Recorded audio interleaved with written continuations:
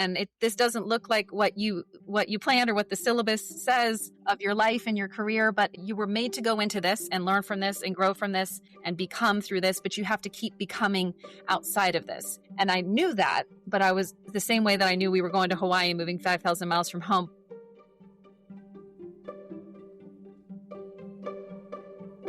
Welcome to Roots of Healing, the podcast where we uncover the stories, insights, and visionary ideas shaping the future of lifestyle and integrative medicine.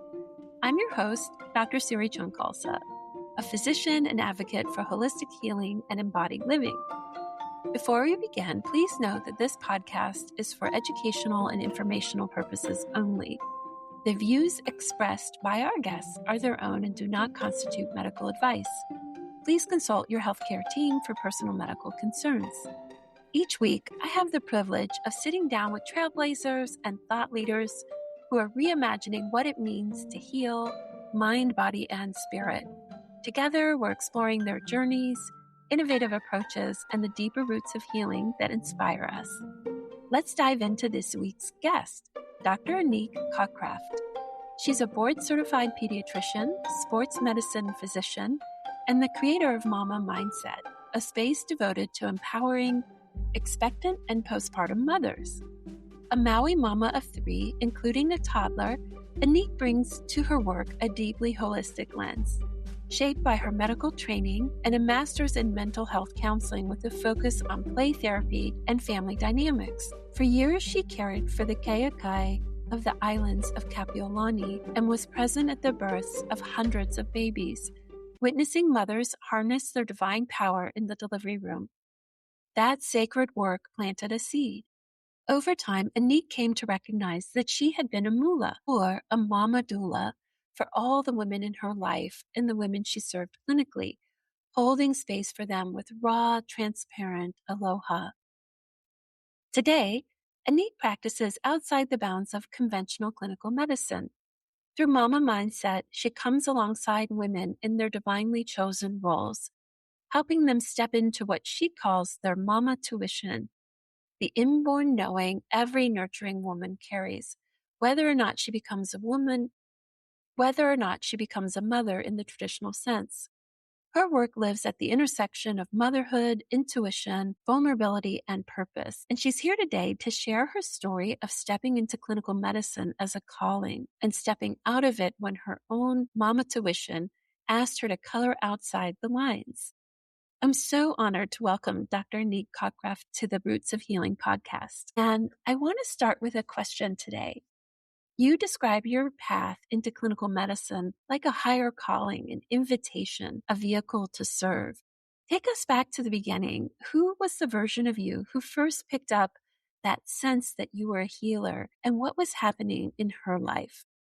Grew up in Central Florida on lakes. I still love flying into Florida because you just see it dotted with all these lakes.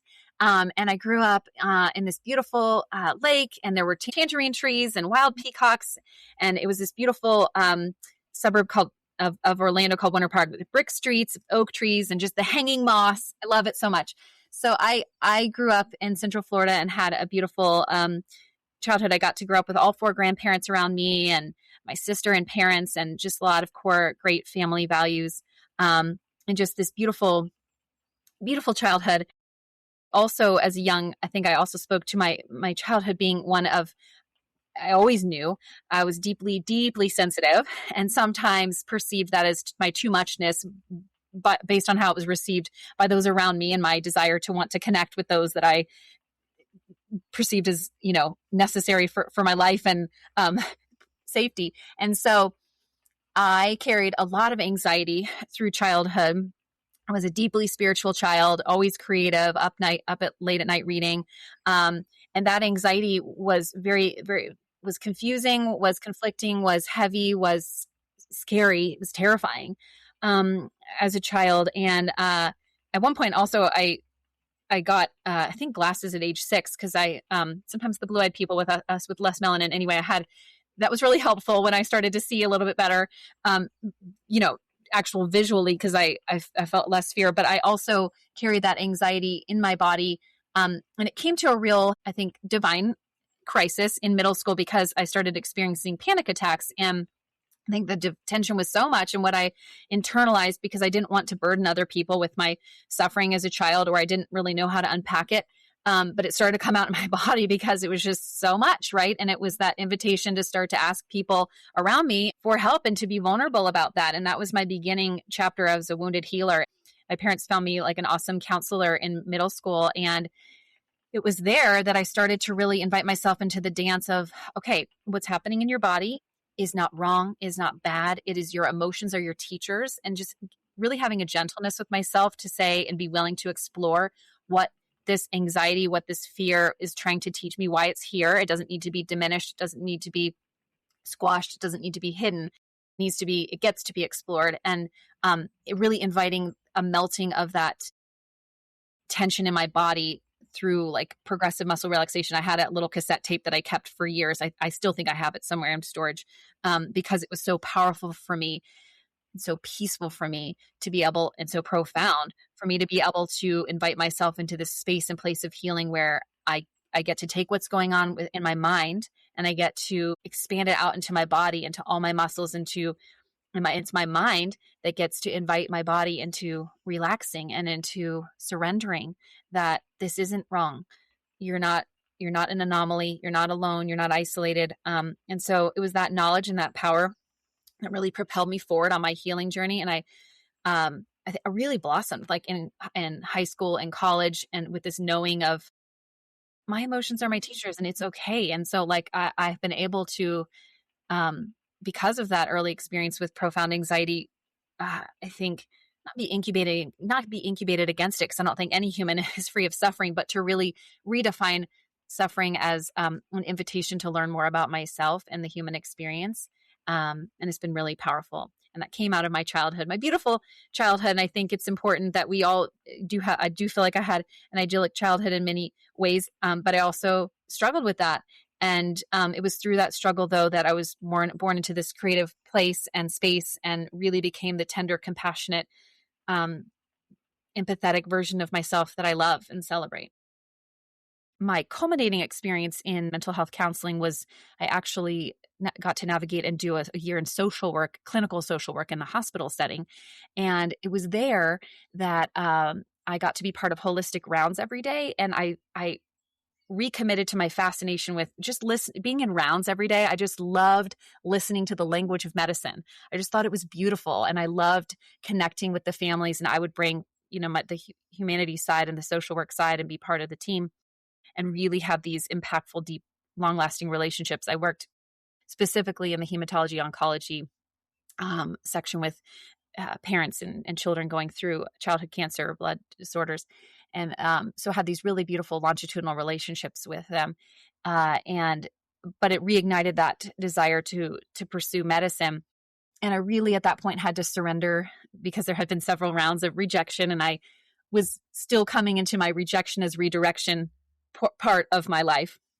And so I knew I needed to surrender, that it wasn't the next accolade or the next step, because I had come from a background of somebody that was like, how fast do I need to run the fitness test, or what do I need to score? And that part of me was beautiful, and she accomplished a lot, but I knew I came to this intersection where it was, this is an act of surrender, and this is a calling into medicine as a vehicle to serve other people. And so it was that thought, that knowing, that really sustained me through my journey in medical school and into residency and into fellowship and into and out of clinical medicine, that knowing that it's a higher calling to serve. And so I think I'm so thankful for the journey of the personal pain that often we carry, and the willingness to bear that, and this knowing now that vulnerability is my superpower. There were definitely times in my clinical medicine career where I would eclipse or mute or diminish that side of me just for wanting to, appear whole and healed. But I now know that healing is an ongoing process always, that I'm going to be pouring into myself so that I can show up for other people. But that is a little bit of a flavor of who she was and how she came into the higher calling to serve. It's such a powerful understanding when I think, especially in our generation, mental health was so obscured for us growing up, and to have had an opportunity to explore that and then to see the transformational journey that can happen for people when they're given a space to do something very human, feel their feelings. Is Yes. that kind of when you really woke up to this notion that healing was really not just about a procedure or a pharmaceutical, that there were these intangible things that fed towards healing? Yes. I do. I can remember a piece of artwork that I did. It was like a cutout of a person because in the inside it said, "I want to be the orthopedic physician for the U.S. women's national soccer team." Because growing up, I was a big soccer player, and Central Florida was a hotbed for a lot of those trailblazer women. The Michelle Akers and Mia Hamm's, they were coming a lot to Central Florida, so that they really inspired me a lot. And so I remember writing that, like, okay, I want to, be the U.S. national team physician, and I also wanted to play at a high level. But yes, for me, when I carried so much anxiety as a child, and I felt it in my body, the tension and just like the way I had to try to mentally coach myself, and then um, feeling so alone and isolated in those feelings. Um, when I came to a place of healing and could speak out about it and found a safe space to talk and really learn to, like I said, embrace my emotions as teachers and healers, and that I could go back inside my body and I could have the opportunity, the invitation to release that tension and to feel, for me, like progressive muscle relaxation. I think I still kept for years, and I think it's still somewhere probably in storage. I kept a cassette tape because at that time it was probably in the 90s when I had the counseling, and the voice of the counselor, and it was going through progressive muscle relaxation. And for me, it was this melting away of the tension in my body and muscles. And even deeper, the layers were that I could marry uh, what was going on with my body with my mind, and that they could talk to each other and they could communicate, and there could be healing through it, and that it wasn't wrong or bad that I was experiencing this anxiety. That for me, what really came into focus at that time was being a wounded healer and really believing and buying into this concept, because I felt so much suffering, from that anxiety at a young age, and not knowing how to handle it and embody it, and just it feeling like it took over, to saying, okay, I went through this because there are other people. I'm not alone in this. And that really brought me a lot of peace, knowing I wasn't just some, human over here going through this that no one could identify with, but that if I was willing to share my journey. And so because that happened at kind of a younger age, that really became embedded in who I am as a healer, a wounded healer, somebody who's healing alongside of those that she gets to also be a part of their healing path. So that was strong for me throughout my interactions in, pre-medicine, just as a adolescent in high school. And that became a way that I really connected with people deeply, meaningfully, and impactfully in conversation.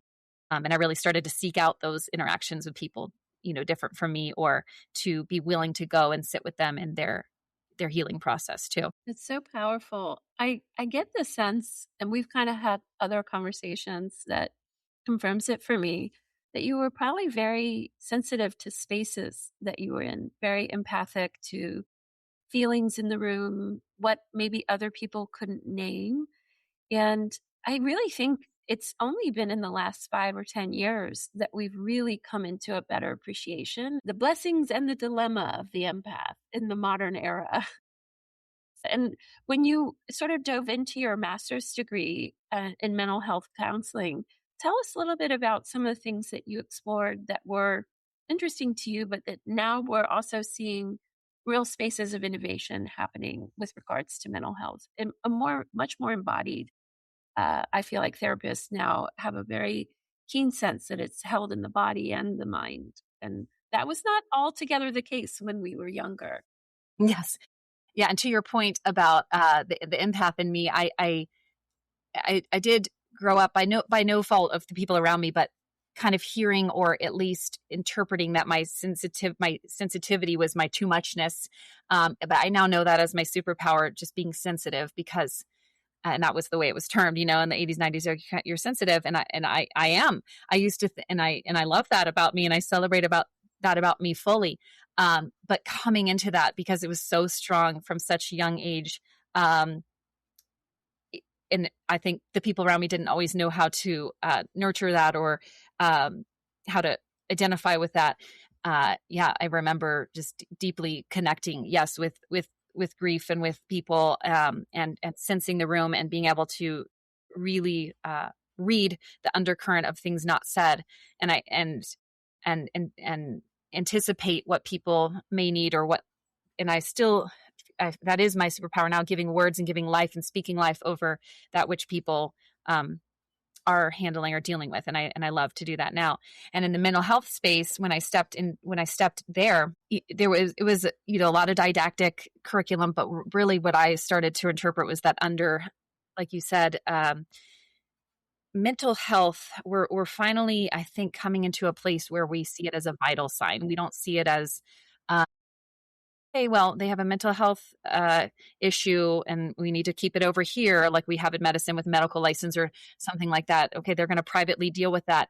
But really to live out not a private mental health life, but a public mental health life, where we know that is a true vital sign of our vitality, of our creativity, of the creative force, and of who we're meant to be. And so stepping into that for me, when I first came into the program, I carried with me, the neuroscience undergraduate degree, and okay, let's get the syllabus and let's go through the classes. What I wasn't anticipating was the deep dive that was going to need to happen for myself during the 2.5 years to be able to come through there with the healing presence that I desired and wanted to offer other people. Because up until then, didactics and the way that I had learned things in pre-medical curriculum have been very much like, okay, learning and not regurgitating, but you know what I mean, learning and testing and that kind of modality. And this was much more personal. And so that I loved, and I really dug into, okay, this is part of me. This is part of us. Mental health is not a tangential part of people. It is a core value and an aspect. And the more as society we can normalize that conversation.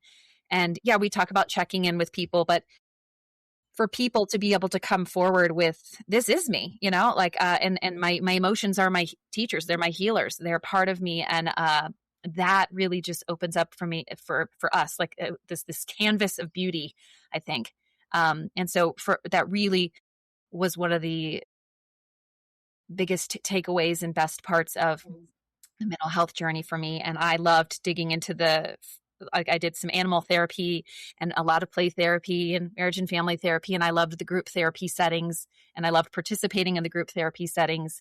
And we had a lot of practicums where we got to interface like one-on-one with people and other clients, or for me, it was really sterile, always calling them clients, just healing individuals coming alongside each other. And I really, I really resonated with the existential pathway in counseling, because I think the healer and the empath in me was like, okay, people have all these channels that are going on around here, and it's just so beautiful to see it and for them to start to unpack it.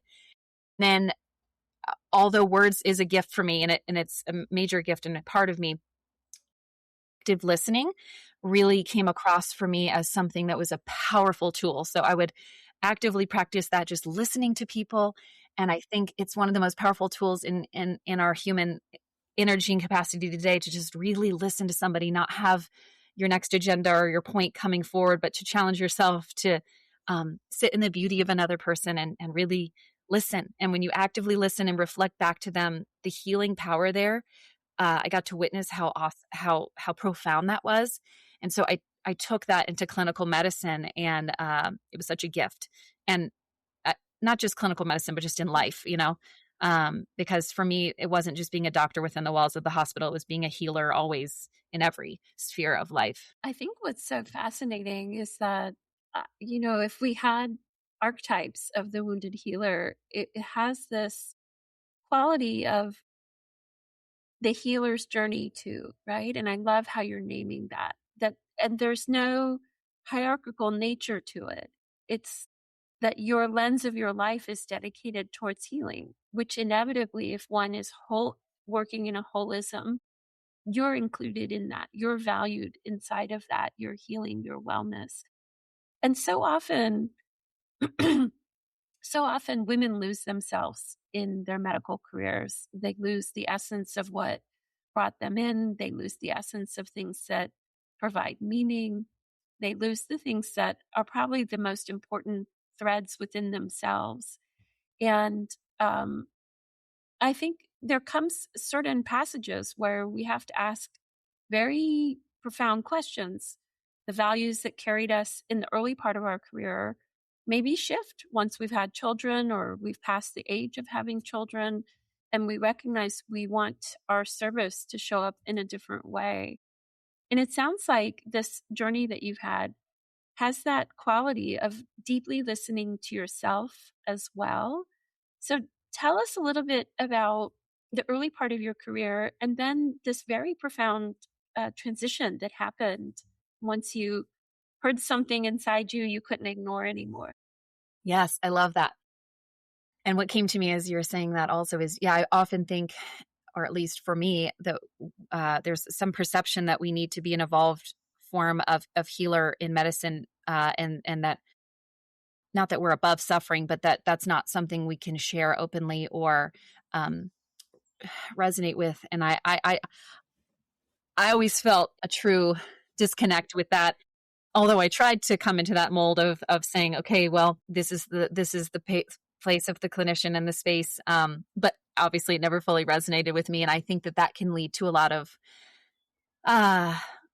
unnecessary disconnect in ourselves, especially. I'm sure it can in our male colleagues as well, but I want to offer that especially in the nurturing qualities that's inborn into the DNA of women and part of our superpower as healers.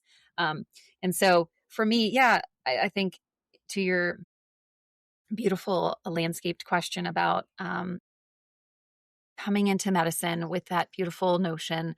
Many of us weave it into our the medical school letter that we write with intention. I forgot the exact vernacular of it, which is good that has sailed my mind. But when we're trying to come into medicine, we write some version of helping and healing, and it's usually some nurturing capacity that we're trying to harness and communicate and convey to those people that are holding our admissions in the balance. And so when I came in, that version of me was newly married. We had just come back from a honeymoon in Bali, and I was so nervous to start medical school because I knew it was my calling and my mission, but I was so worried about how would it impact my relationship and my marriage and this beautiful thing that I held very sacred, and I didn't want to lose myself in it. And I knew that medical school was going to be encompassing, and I wanted it to be part of me, but not all of me. And so, I think really intentionally poured into relational, and we thrived through medical school. My husband and I, and then when we came to the end of medical school, and I asked him where I'm going to, by that time I felt the calling for pediatrics, said, I'm going to serve as a pediatrician. I can do that. I'm confident in any place. Where would you feel, because I had this knowing that residency, it's important to be in a place where you can get out in nature, at least for me, and that you can really thrive. Yes, you may have one day off, but make that day rejuvenating, reinvigorating. And he said, Hawaii. And I said, well, so as a fresh squeezed Floridian, as I've mentioned, my medical school also took place in the Tampa Bay area. So everything in the 31 years of life had been of a Floridian variety. Lots of travel, but like the home base was Florida. And so the 5,000 miles away in Hawaii, I was like, well, okay. My husband is from the Bay Area, growing up. So it wasn't such a stretch for him. So anyway, we wound up through in Hawaii for residency. And that was a beautiful place for me to blossom as a healer, because I was so connected to the island and the culture, and we actually still are home based in Hawaii now.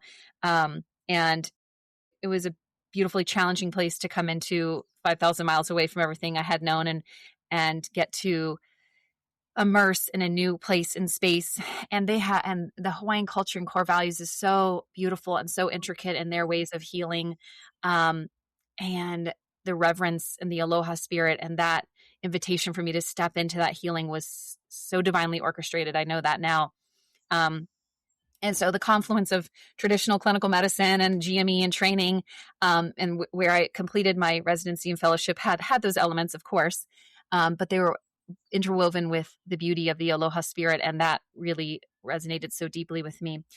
To your point you kind of made earlier, I was fully, and I mean throughout all of it, just fully focused all in on evolving as a physician and becoming, excellent and phenomenal in that regard. And I feel when I revisit those versions of myself and the integrity and the woman who would walk in every day in her scrubs and the way she showed up, and the way she moved her energy and the way she gave everything to the point of full exhaustion in every domain. I'm so thankful for that version of her. When my third year became pregnant in Hawaii and Hawaiian with our daughter, I definitely had a new and growing resolve within me that I was so excited to take my daughter to work every day. I didn't actually find out until birth what human I was meant to mother, but that knowing that I got to, I definitely carried this sense of grief that was like, I'm enjoying this season so much. But at some point there will be a time where I walk through these doors without this life that I got to nurture and carry. And that kind of growing grief was interesting to wrestle with. And then the night before I went back after, so I dared to take 12 weeks as a new mom, which was very daring. I'm sure other physician moms can, because we don't have a maternity leave, and I'm not implicating my institution specifically. That's just sort of the culture, right? And it's like you can get creative and take all your sick time, which is whatever. And so for me to dare to take 12 weeks and therefore jeopardize my fellowship opportunities at the time felt very reckless in a way.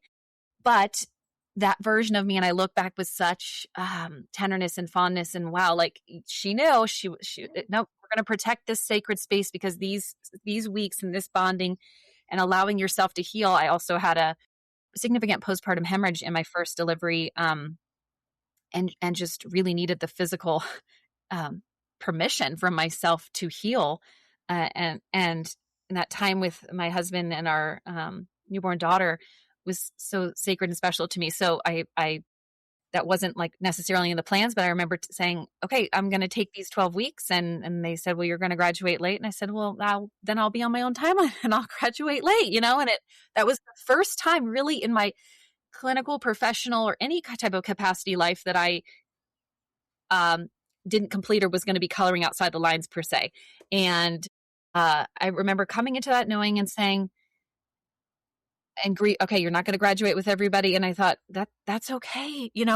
Starting to give permission for that kind of thing to happen. And those 12 weeks, it was 11 weeks, but were beautiful. And so I'm getting to the point where I grew up playing piano, and I was playing The Little Mermaid, Part of Your World, to my little newborn daughter who's over here doing tummy time. And I am just like, the tears are flowing because I thought, I just want to be part of her world. And how will I go back and be part of this world and this calling and serve other people and take care of their babies and do an amazing job and love it? But how will this be? And so, I remember it was dark 30, walking in the dark. Many of our, I think I mentioned this to you before, but many people thought I was living in Hawaii, sliding down rainbows, and when in fact there was like mostly just going in the dark and coming out in the dark and asking people about what the weather was like outside, because that circadian rhythm was muted, and I just was craving that cyclical, the sun.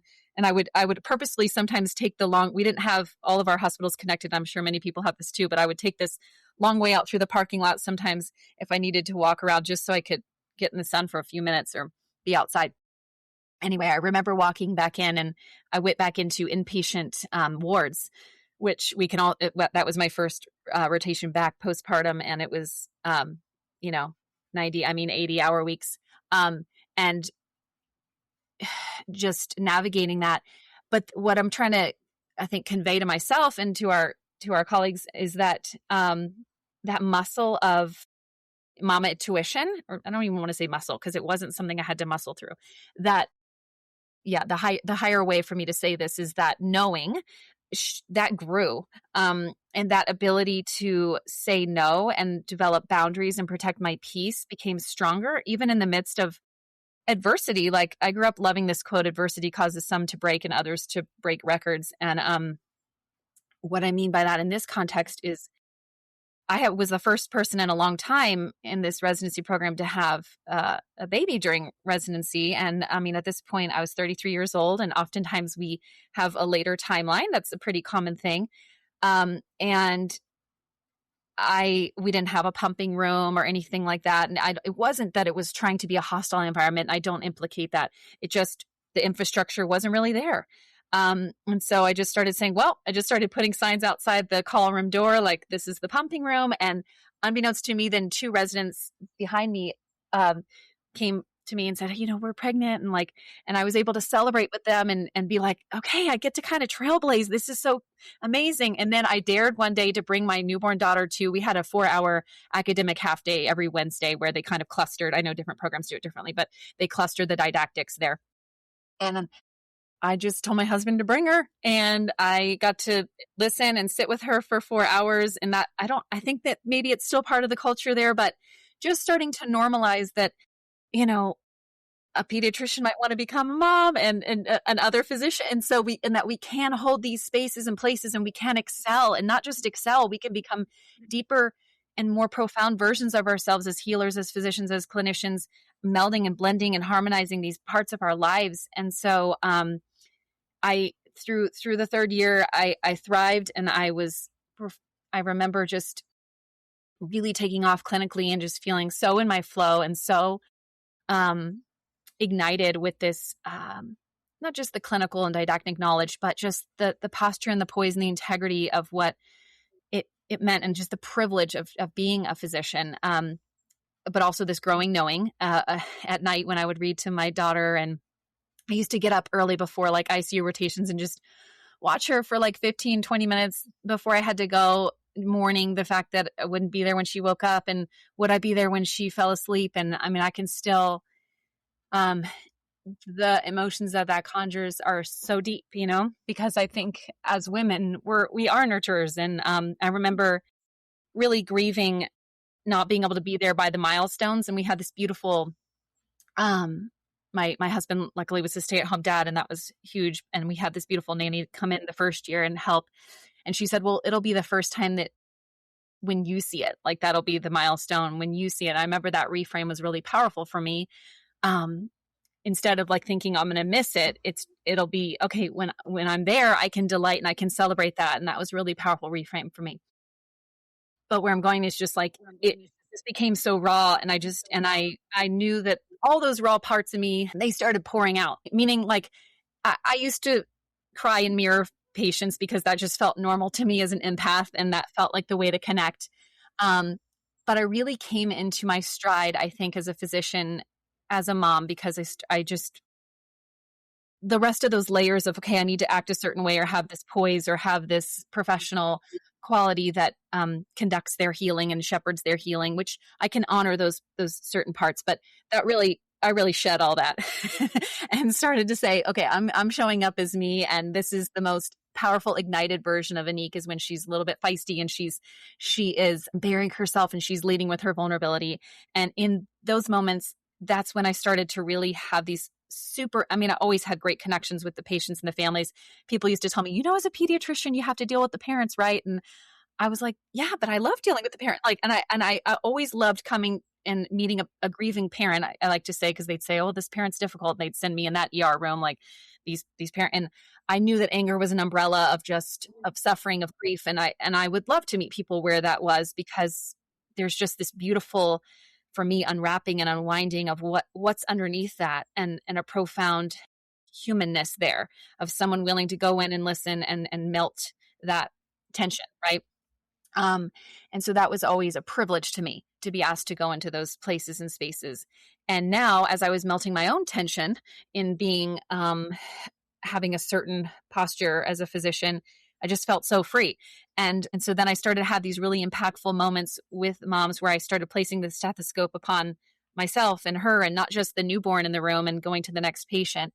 And that was when I really started to come into this knowing, okay, like we're coloring, like we're doing well here. We're excelling here. We can do a 30, 40 year clinical career and make an impact and be beautiful and wonderful. And as I came to the conclusion of my fellowship year and had a beautiful position laid out for me at the there, I just started to have this knowing in every cell in my body that was like, there's a growing knowing here that's not going anywhere, that you're pivoting, and this doesn't look like what you planned or what the syllabus says of your life and your career, but it's you were made to go into this and learn from this and grow from this and become through this, but you have to keep becoming outside of this.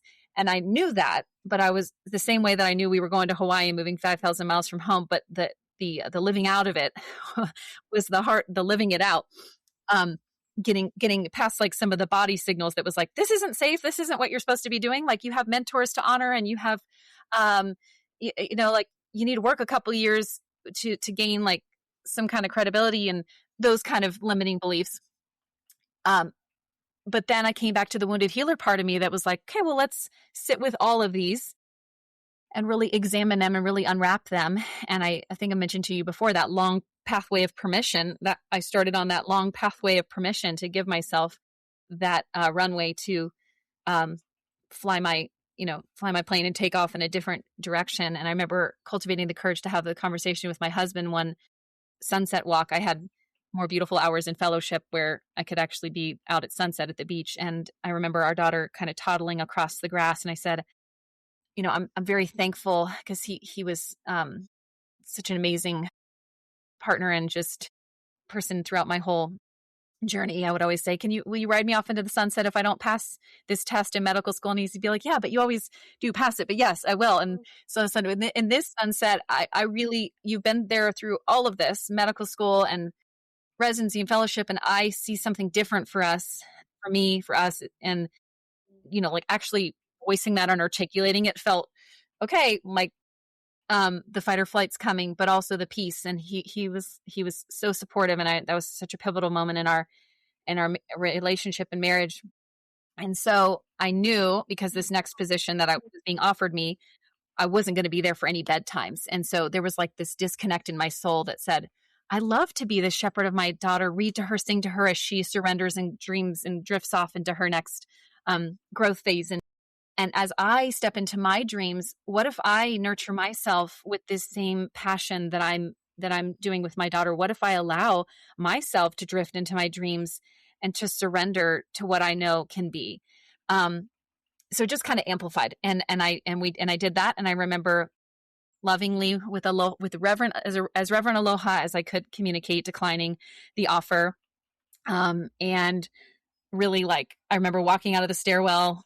I always took the stairwell into the sunshine of that Honolulu day, being like, "Whew, I just did that. Like I just pivoted, and where are we going next?" And so, and there wasn't like a plan. It was just like and so there wasn't a plan to go down to one income or those kind of things, but it was an investment in who I was as a healer, and to say, I'm willing to step into this space and fully become who the wounded healer young version of me is, to bring all of her together as a healer and move forward. Yeah. It's so powerful when we really deeply listen. I think you've named that in a really important and special way that we don't talk about enough, because I think in medicine we stay busy. We stay focused on two tasks in front of us. And sometimes I think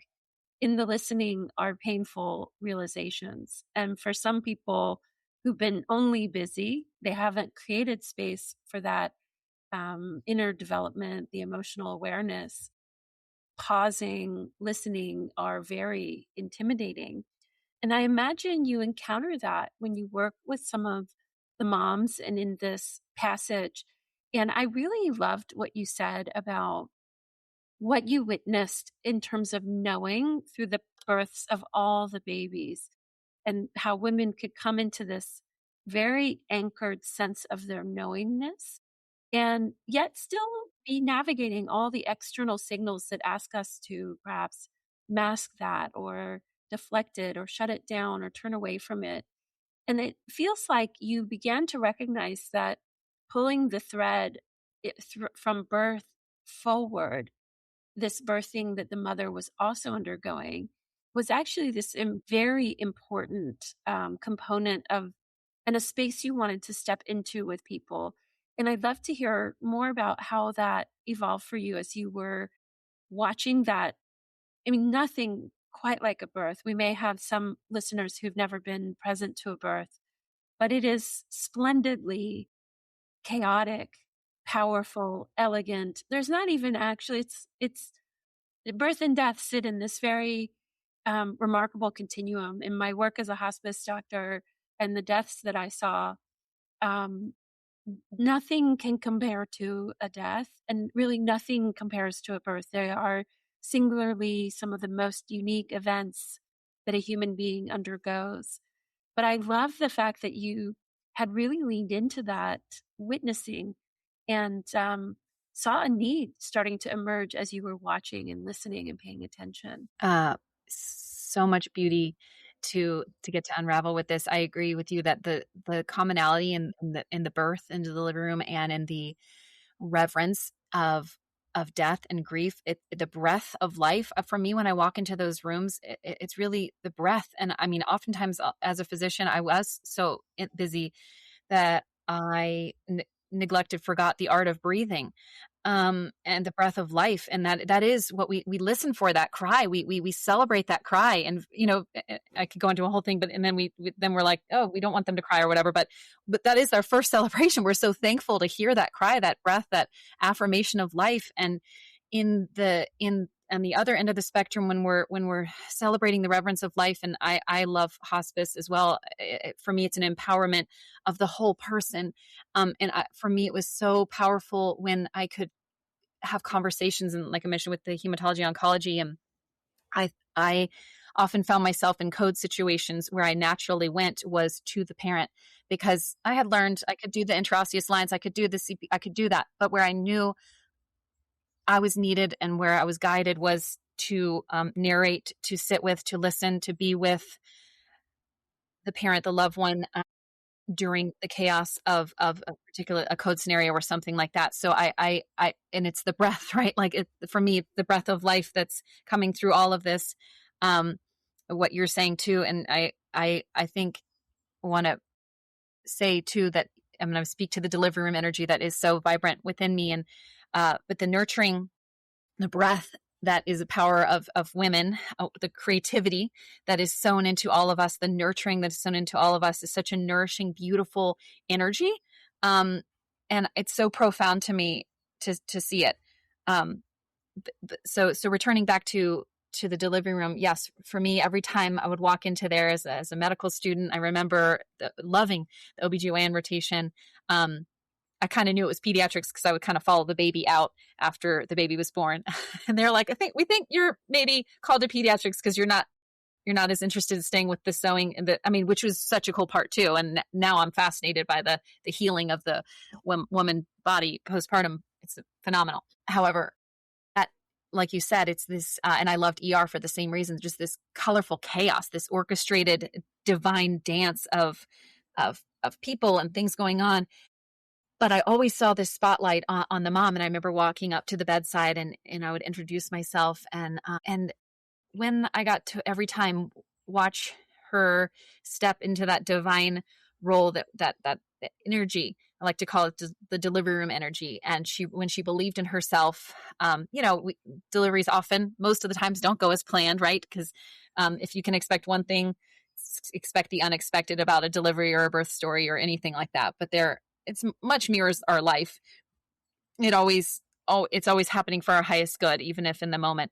So I think where I'm going with this is when I saw her surrender to the divine energy that was available to her and step into that power and really believe in herself and her magnificence.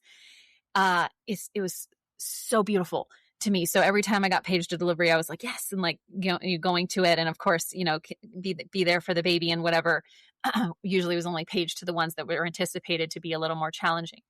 But many times, right, the baby and the mom have this communication and things are as they should be. And if we're just patient, a lot of times we've come through a lot of that in pediatrics. If we're just patient, a lot of times life finds its way, the breath finds its way. And of course, we're there to intervene and encourage and help that when needed.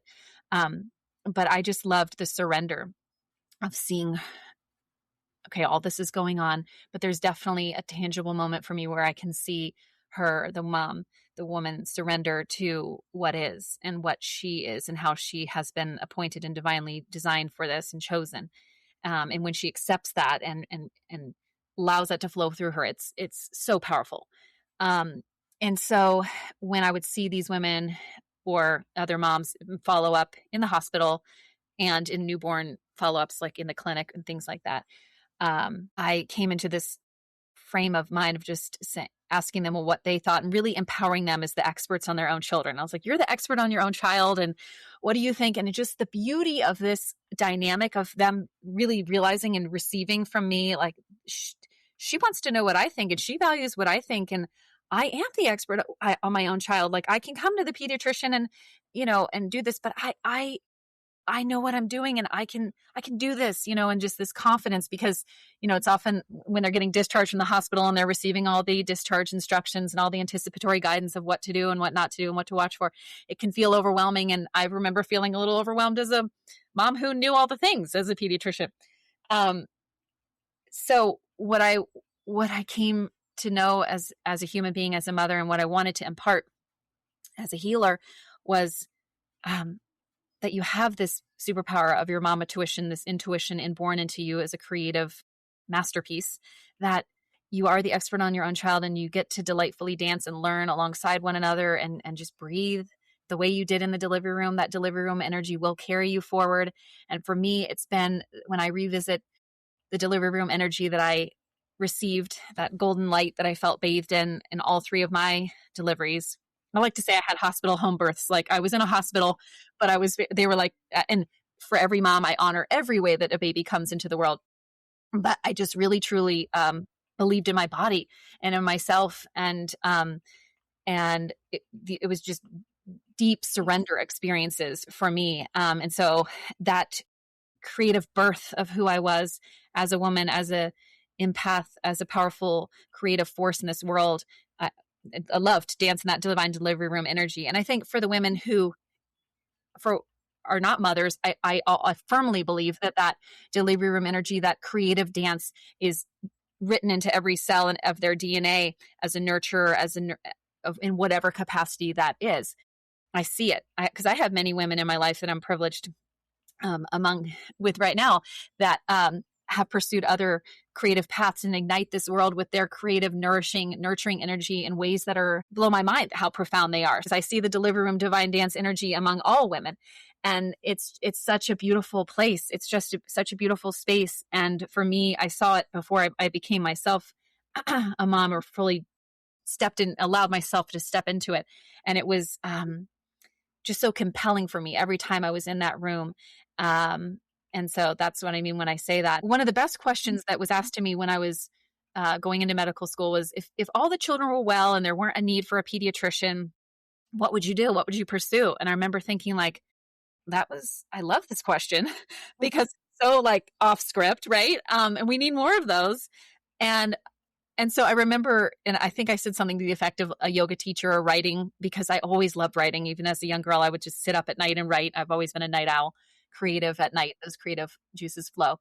And I remember asking co-residents that during my time, and they would say, well, I want to open a calligraphy shop, or just the coolest answers. And so I think it's really important that we ask like off-scripted questions whenever we can to really, and I'm really passionate about that with working with adolescents as a pediatrician. Like I loved to find, I don't want them, it's not like, what are you going to major in? Or what, like those societal narratives that nobody means any harm by, but they're very like, for me, narrow and directive of instead it's like, who are you becoming? What are you loving? And so I really enjoy that with mom and other women, asking them like, what are you loving right now? And instead of, how's your baby? And it's important to know how the baby's doing but just really validating each other as people. And I think the more we can do that, speak life and love over each other, the better. So that's the way I'm practicing art of medicine in this current era.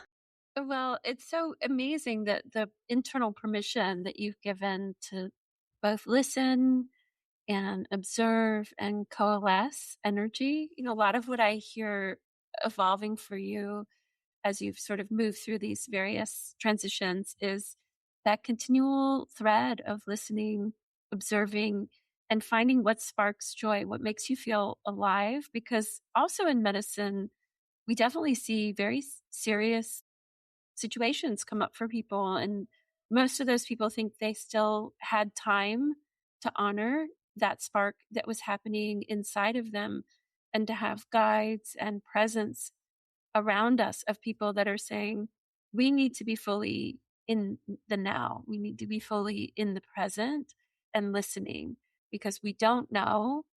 And I also think this is super subtle, but I think when we really disavow that part of ourself, it is a subtle play for deeper imbalances to emerge from. And this is, of course, not a way we think in our more classic biomedical models, but for those of us that carry a little bit more subtle thread, we sense sometimes like there are patterns of thought or belief or just ways people carry themselves through their day to day that may be creating these subtle spaces where imbalance emerges from. And Yes. and I think your reconciling of that helped you create the mama mindset. And I'd love for you to explain to us what did you create and what's happening inside that um I don't know the right word, container, process, coalescing, energy. Tell us a bit about as you finally came to that sort of subtler and then more potent realization that a new emerging quality of how you wanted to show up with people. This was what was partly this in the books, and of course, many other things was born from it. Yes. So much. I agree with you. I think, and I can speak to this because I know I lived that. And there is, I think, a chronic inflammation of the soul that maybe perhaps can't be measured when we buy into the busyness and the urgency and the hustle culture that we excel in, and we should honor that because that got us places. But we're often, I think, we're encouraged to be human doings rather than human beings, and we become very that the patterning is so strong.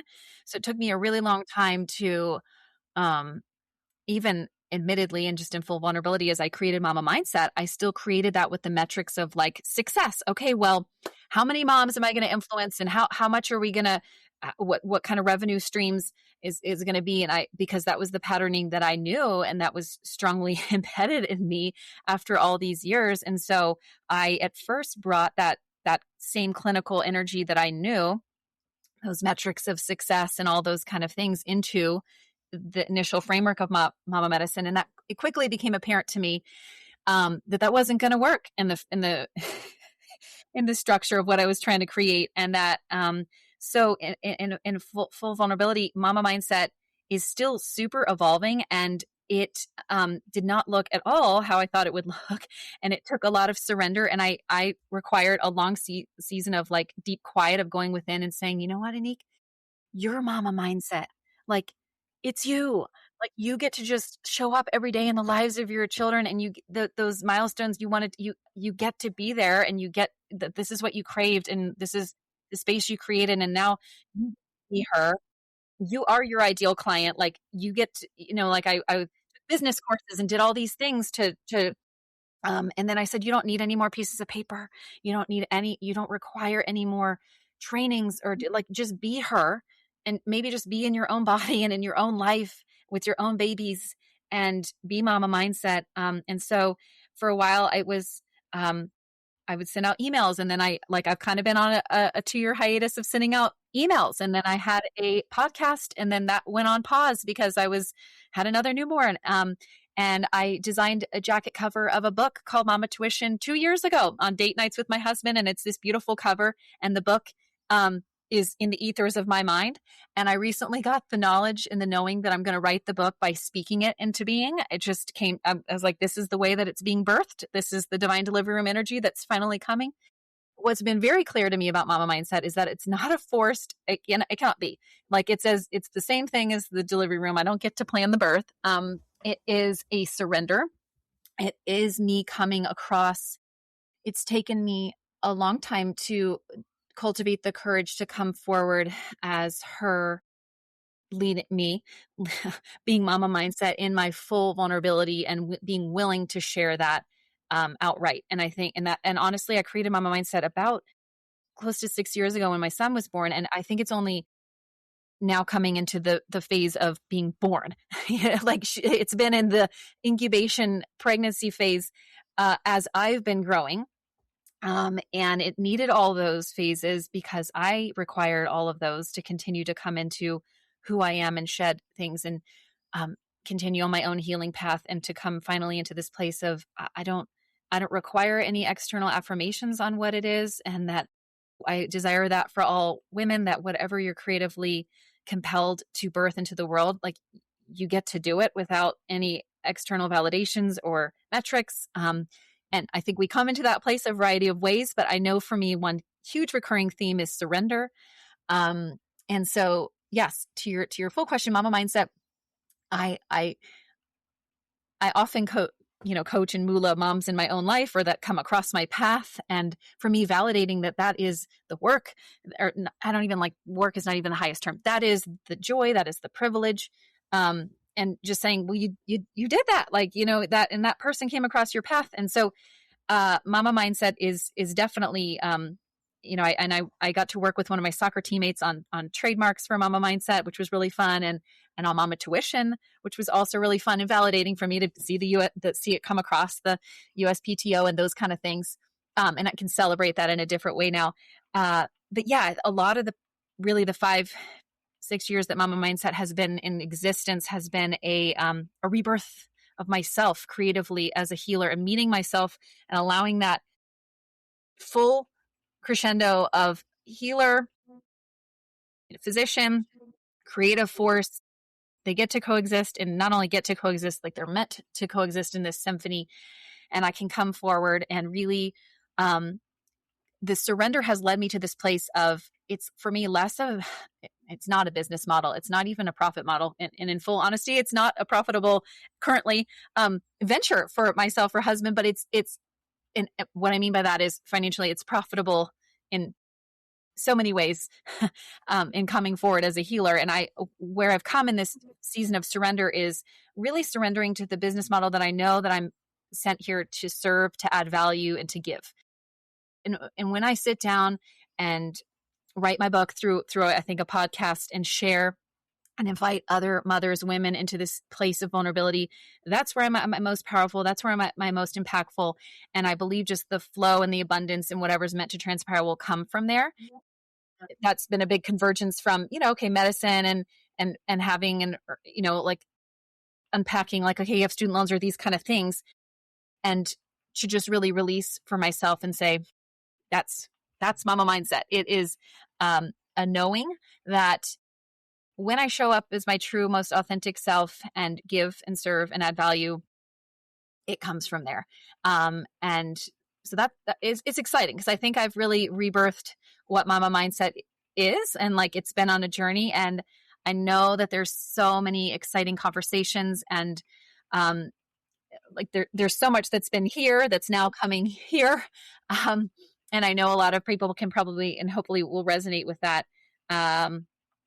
Yeah, so that's the full truth of Mama Mindset and her incubation period, her really mirroring like I think a expectant season of creative energy and flow, and now allowing it that it's breathing, and we're celebrating its first breaths. And I'm really validating myself as that creator, and that's who I was always designed to be. I think it's so powerful to allow oneself the beauty and the unfolding without existential drama day in and day out in that journey. And I say this as a lived experience, because the Vishuddha community, which is the producer, the media platform that produces this podcast and has an array of offerings, was initiated in 2010. And so I'm 16 years in, and it's barely taking its first breaths. And and I would think about it daily for years and years. I mean, it's been something and I think that if I was to name that, if I was to try to give a reference point for someone listening, I would say it's rooted in a matriarchal model of living. It's rooted in anti-capitalist principles, which are, for a physician, a heck of a lift. But for whatever the reason, we've both decided that that is worthy endeavor to excavate at that very fundamental level of beliefs and values that were for decades imbued into our system. And when we don't see it as a ladder of achievement, when we see it as a reciprocal relationship to wholeness, then there's no timeline in it because it's timeless. Wholeness is timeless. And so I really respect that. There's a timeless nature to holding a frequency that has value outside of what is the common parameters for life these days. The way we practice medicine, the way we go about being a mom, with deeply empowering oneself to say, I'm going to color a bit outside the lines. I'm going to exist outside of a paradigm that might make sense to you. I'm actually somewhat joyful in it, which is, I know, even more confrontational because you would expect me to be unhappy living outside the lines and meeting, XYZ inside myself. But I think that this is such an important thread to hold very tenderly, that listening quality that you've just been naming. It's like, okay, I'm going to be vulnerable. This doesn't fully make sense to me, a financial model yet. It doesn't fully have an evolved expression of how it wants to meet people, but I'm in correct relationship to it. I am in the aligned, embodied relationship to it. And the timeline that has is held in a timeless quality. It does not have a perfection. It doesn't have an endpoint. In some ways, it doesn't have a starting point because it's held in the timeless nature of your own being. Yes. And I think we have to be able to hold ourselves in that when there's so little support for that. And I just want to really say, great job, because Thank you. everyone, maybe the classic mindset is, well, what's the model? And like you said, what do you exactly offer? And what is the email opt-in? And of course, we do need to have a business mindset if we're realistic, and factors are asking us to have a reciprocal value-based conversation, because this is the last little bit about it, is that we have a service self and we have a self that also wants the value we're bringing to be met. And those two need to play nice in the sandbox. Yeah. Because otherwise we're effervescing because they're arguing. This one's like, I'll just serve indefinitely. And this one's like, no, we want Of course. some value for what we're bringing. And so this is the Yes. dance. Yes. And so this existential side of me, because I've had moms come and they know they'll benefit, or they've been recommended to me and they're like on Medicaid or something. And for me, the soul currency of, for me, that is the prosperity financially is meeting them in that space of vulnerability and knowing that I just highlighted to them how magnificent and powerful they were as they were going along their journey.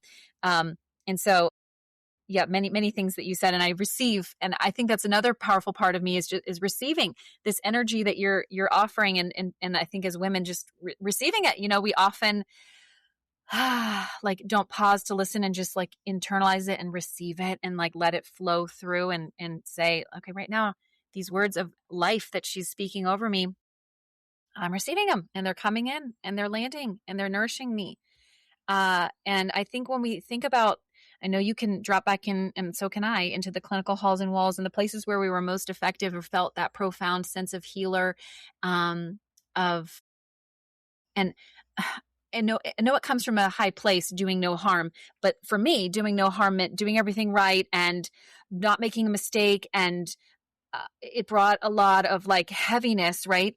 Instead of maybe going for a higher place of like, heal, like be healer, show up. And I know the places and spaces in those rooms, I can drop back into that energy. And so can you, in the hospice places or meeting new patients or just having a breakthrough with someone.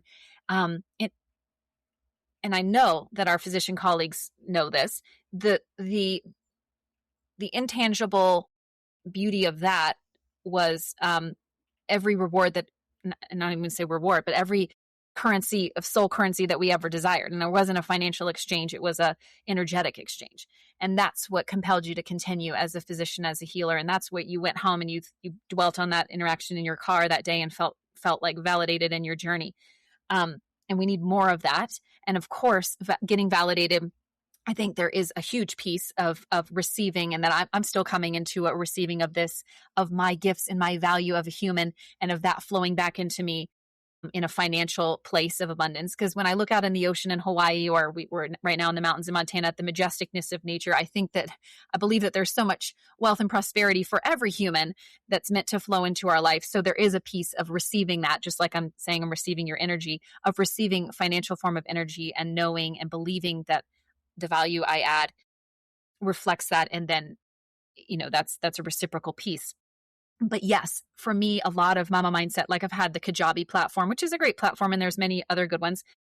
And I joke to my husband, it's been like a bookmark for a few years. Like I pay for the subscription and I think hopefully this is healing for people. We pay for the subscription. I'm like, it's coming up in December, letting them know there's going to be whatever the $1,200 charge will come through.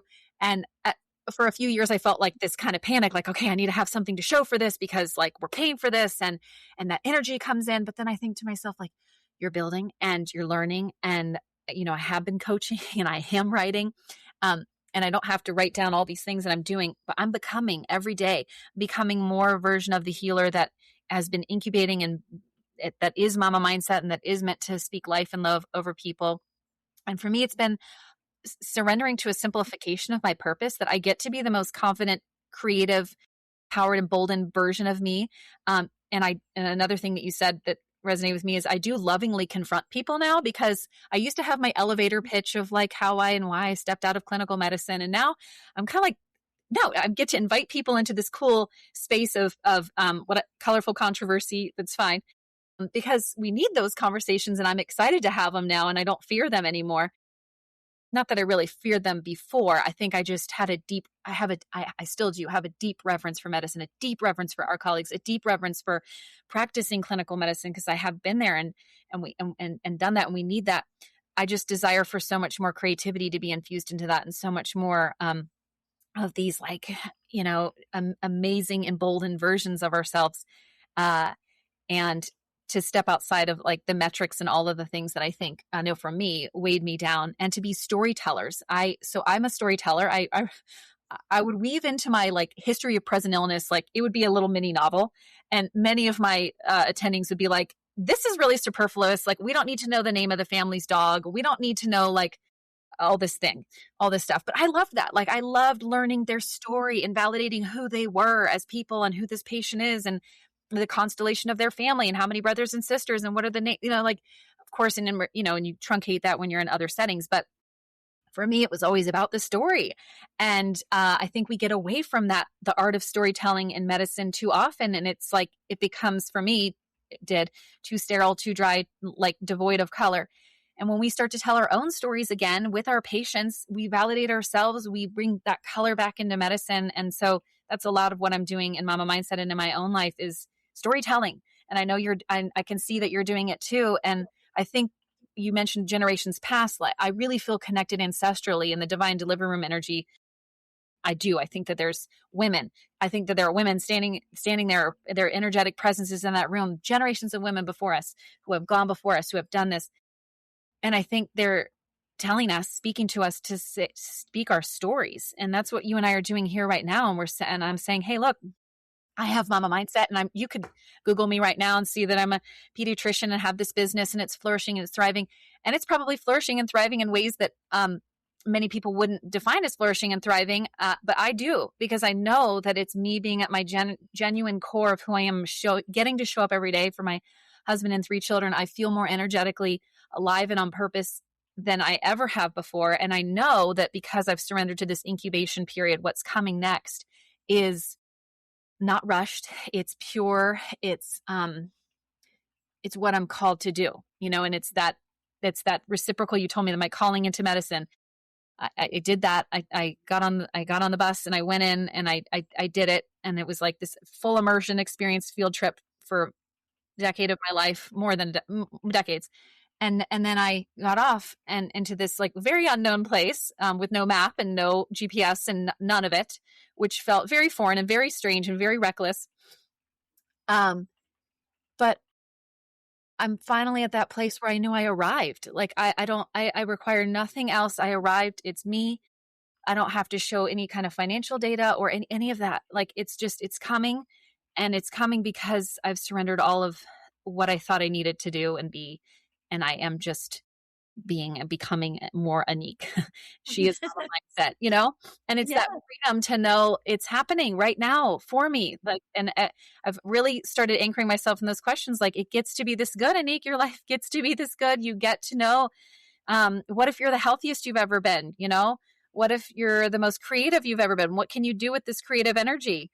And as a mom of 3, I oftentimes do things at the bookends of the day, and I'm like, okay, well, I'm going to serve everybody else, and then I'm going to do this. And recently I've started in the pockets of the day, which we have many pockets, all of us. I think many of us can look at time adversarially, like, I wish I had more time.